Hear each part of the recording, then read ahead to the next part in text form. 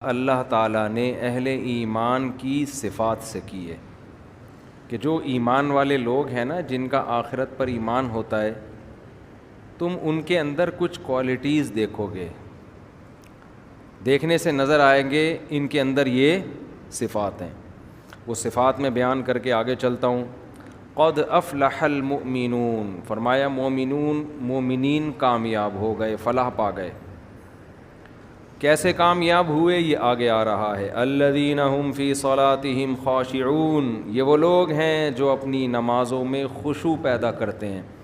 سب سے پہلے ایمان لانے کے بعد اپنی نماز کو ٹھیک کرنے کی ضرورت ہے، خشوع پیدا کریں۔ آج جب نماز ٹھیک کرنے کی طرف جاتے ہیں تو اختلافی مسائل کے جھگڑوں میں پڑے جاتے ہیں کہ رفع الیدین کے ساتھ پڑھیں کہ بغیر رفع الیدین کے پڑھیں، ہاتھ باندھ کے پڑھیں کہ ہاتھ چھوڑ کے پڑھیں۔ صحابہ کرام میں یہ تمام قسم کی نمازیں موجود تھی۔ رفع الیدین سے پڑھنے والے بھی تھے، اور امام بخاری کے شاگرد امام ترمذی کہتے ہیں رفع الیدین سے نہ پڑھنے والے بھی بہت سارے صحابہ تھے۔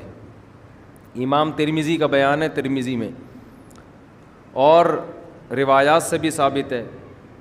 تو ان لوگوں میں زور سے آمین بھی تھی، آہستہ آمین والے بھی تھے، رفع الیدین والے بھی تھے، بغیر رفع الیدین والے بھی تھے، لیکن ان کی نمازوں میں چاہے رفع الیدین کے ساتھ ہو یا بغیر رفع الیدین کے ہو، خشوع و خضوع سب میں مشترک تھا۔ آج رفع الیدین کرنا یا نہ کرنے کے پھڈے تو بہت پتہ ہوتے ہیں، نماز سے خشوع کیا ہے، شارٹ ہے۔ تو ہماری نمازیں تو چاہے بغیر رفع کے پڑھیں یا رفع کے ساتھ پڑھیں، قبول مجھے لگتا ہے کہ نہیں ہو رہی۔ صحابہ میں ایسے بھی تھے جو ہاتھ چھوڑ کے نماز پڑھتے تھے۔ امام مالک کا یہی رائے ہے کہ ہاتھ چھوڑ کے پڑھنی چاہیے۔ تو ہر ایک کے اپنے دلائل ہوتے ہیں، تو ان میں الجھانے والے بہت ہیں، نماز میں خشوع پیدا کرانے والے کم ہیں۔ یہ اہل اللہ کی صحبت سے آتی ہے یہ چیز۔ جب اللہ والوں میں اٹھیں گے، بیٹھیں گے، رہیں گے، خوب سمجھ لو کچھ چیزیں تقریروں سے نہیں آتی، اہل اللہ کے پاس رہنے سے آتی ہیں۔ پہلے زمانے میں اس کی بڑی ویلیو تھی کہ اس کا شیخ کون ہے، کس کی صحبت اس نے اٹھائی ہے۔ آج یہ چیزیں مارکیٹ میں ان کی ویلیو ختم۔ کہتے ہیں بزرگ لیس، کوئی بابا شابا، کوئی بزرگ ہے ہی نہیں۔ اس کا نقصان کیا ہوا؟ نمازوں سے خشوع ختم۔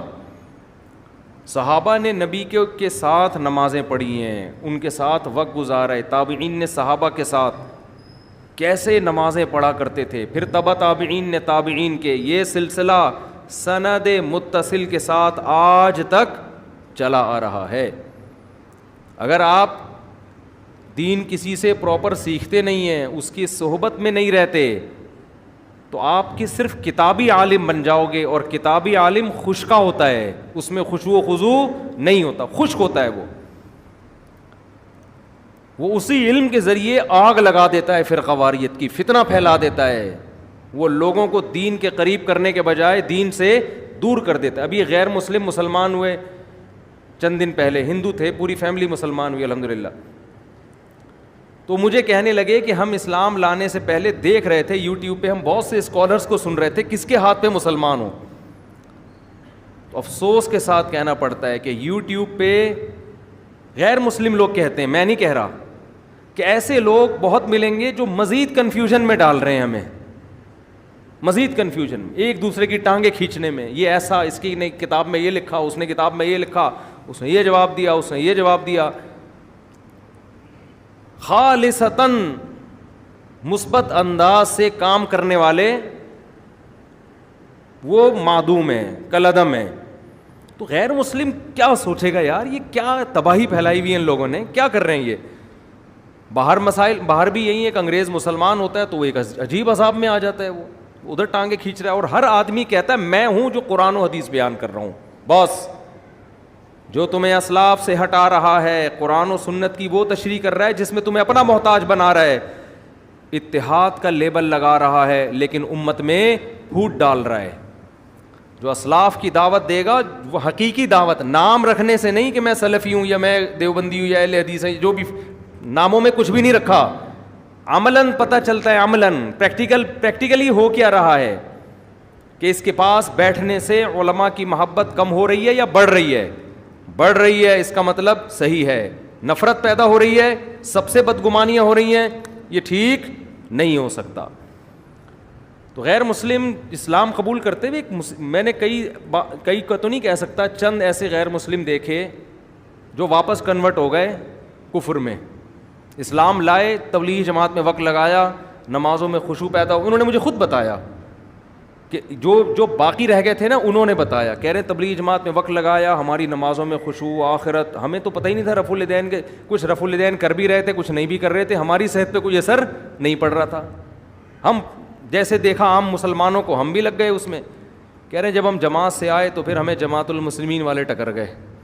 انہوں نے کہا یہ سارے غلط ہیں، یہ حنفی کیا ہوتا ہے، شافی کیا ہوتا ہے، مالکیہ کیا، حنبلی کیا ہوتا ہے، یہ دیوبندی، یہ بریلوی، یہ اہل حدیث، یہ فلانا، اور لٹریچر لا کے جماعت المسلمین کو لازم پکڑو، صرف قرآن. کہہ رہے اتنے بڑے مسائل، ایک طرف یہ تھے، ایک طرف پوری دنیا تھی. کہہ رہے ہمارے بہت سے رشتہ دار واپس اسماعیلی بن گئے، آغا خانی بن گئے. تو میں یہ عرض کر رہا تھا صحابہ کرام میں قدر مشترک کیا تھی؟ ان کی نمازوں میں خشوع تھا، جو آج مارکیٹ میں شارٹ ہے. ہاتھ باندھنے میں بڑا اختلاف تھا صحابہ کرام کا. ہاتھ باندھنے میں خوب سمجھ لو، یہاں ہاتھ باندھنا سینے پہ، کوئی صحیح حدیث کسی کے پاس نہیں ہے. دعوے کرنے والے بہت ملیں گے، اور یہ جو احناف دعویٰ کرتے ہیں کہ ناف پہ ہاتھ باندھے جائیں گے، اس کے بارے میں بھی مرفوع روایت ہمارے علم میں کم از کم کوئی صحیح روایت موجود نہیں ہے، کسی کے پاس بھی نہیں ہے. اس بارے میں ہر مجتہد نے اجتہاد کیا ہے، 2-3 حدیثوں کو جمع کر کے اپنی رائے قائم کرنے کی کوشش کی ہے. امام ابو حنیفہ کا اپنا ایک انداز ہے، انہوں نے 3-4 روایات کو جمع کر کے ایک کیفیت وضع کی ہے. امام شافعی کا اپنا انداز ہے، انہوں نے ایک روایت کو فوکس کیا، اس روایت کے مطابق فتویٰ دیا. تو جو اس میں جزم کے ساتھ کہتا ہے نا یہ طریقہ صحیح ہے باقی غلط ہیں، وہ 100% غلط کہہ رہا ہے. تو دعوے کرنے والے آپ کو بہت ملیں گے، اور ان لوگوں میں سب سے بڑا عیب یہ ہے کہ جب یہ دعویٰ کرتے ہیں نا، ہم کیا کرتے ہیں، کسی نے دعویٰ کیا نا یہ صحیح حدیث ہے، ہم کیا کرتے ہیں نیچے کمنٹس میں حدیث کا ضعیف ہونا ثابت کرتے ہیں ڈسکرپشن میں کہ دیکھو یہ غلط کہہ رہا ہے. وہ کمنٹ کیا کر دیتے ہیں، اڑا دیتے ہیں. اس کا مطلب اندھی تقلید کون کر رہا ہے؟ آپ کر رہے ہیں کہ اس کی سن رہے ہیں، نیچے ڈسکرپشن میں کوئی اگر اس کا جواب دے رہا ہے تو وہ کیا کر رہے ہیں، اڑا رہے ہیں. تو یہ سب باتیں ہوتی ہیں کہ ہم لوگوں کو کسی کا مقلد نہیں بناتے، ہم ڈائریکٹ قرآن حدیث کی بات کرتے ہیں، صرف باتیں ہیں. حقیقت میں یہ لوگوں کو اپنا مقلد بنا رہے ہوتے ہیں کہ صرف ہماری سنو. کہتے یہ ہیں کہ سب کی سنو، لیکن عمل کیا ہے، کسی کی مت سنو. ورنہ آپ جو ڈسکرپشن میں جب ہم یا کمنٹس میں جب کوئی لنک دیا جاتا ہے اس کے جواب کا تو اڑاتے کیوں؟ تو میں آپ کو یہ بار بار یہ باتیں اس لیے بتاتا ہوں کہ اس زمانے میں دین کے نام پہ چورن بیچنے والے مارکیٹ میں بہت ہیں. تو قرآن کیا بیان کر رہا ہے اس کو فوکس کرو. الذین هم فی صلاتہم خاشعون، فرمایا اہل ایمان اپنی نمازوں میں خشوع پیدا کرتے ہیں.